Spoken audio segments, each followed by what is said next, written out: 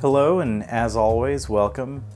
Today's video is just a quick one. It's not a review or anything. I just want to take a few minutes to talk about a game I really like. A lot of game collecting is driven by nostalgia. Everyone kind of knows that.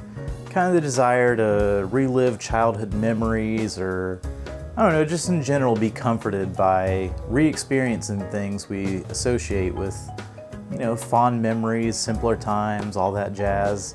It's so obvious it doesn't really need to be analyzed or anything like that. Everyone kind of knows that.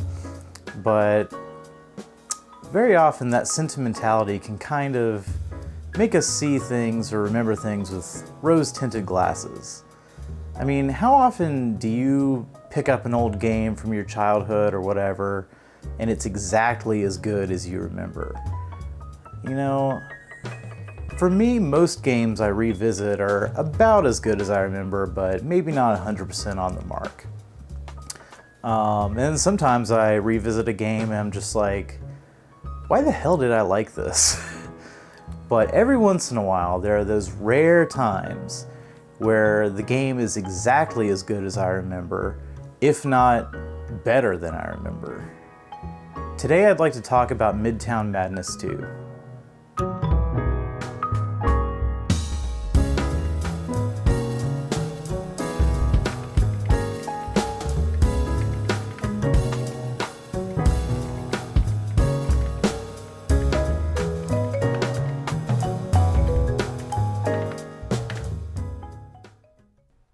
Midtown Madness 2 was developed by Angel Studios and published by Microsoft on September 21st, 2000.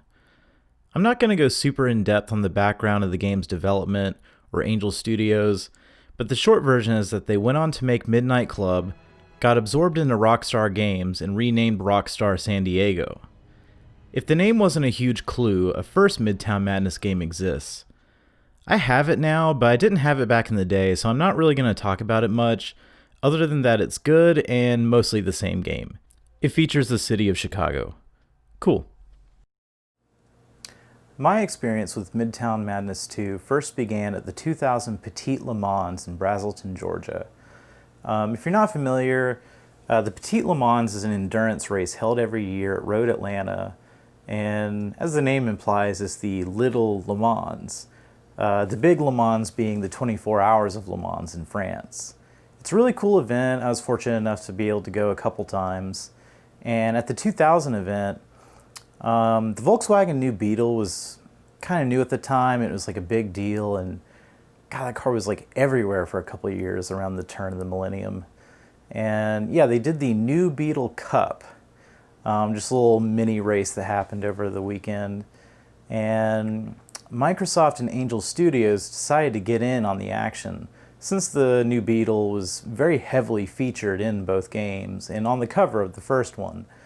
So what I remember specifically is me and my dad walking into one of the big exhibition display tents, and I'm pretty sure it had some New Beetles and some BMW Mini Coopers, because that was new as well and also everywhere. And yeah, I just remember there was a demo kiosk set up in the middle of the tent, and it had a computer and a racing wheel and pedal set up, and Midtown Madness 2 was running on it. And because it was around the time the game came out. This is September 2000. And yeah, I played it for a while and I thought it was incredible. And my dad was just blown away that games like that were being made. And he ended up getting it for me. And I played the hell out of it for a pretty long time. And it was cool because it was the first racing game I had that was really what I wanted. Up until then, I'd had a few racing games, specifically Need for Speed 2 and Sports Car GT, which I recently reacquired off eBay. And those games are cool, but they weren't really what I wanted.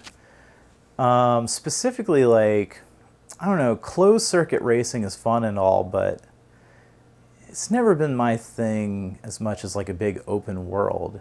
And I wanted to feel like I was exploring a world. And second, purpose-built race cars and exotic sports cars are neat, but I don't know, like for whatever reason, I was such a weird kid. Like I wanted to race like really normal cars, like just the kind of stuff you'd see out and about around town, or stuff like my parents would drive. Like if they had made a racing game with like a 1990 Oldsmobile Cutlass, I would have been sold. Just, I liked racing really lame cars for the most part. And finally, I wanted a game where driving like a maniac or just straight up bad was not only like allowed, but encouraged as a viable gameplay tactic. I mean, in Need for Speed and Sports Car GT, like, you can race wrong way around the track and hit other cars, but it's not going to do anything other than put you in last place.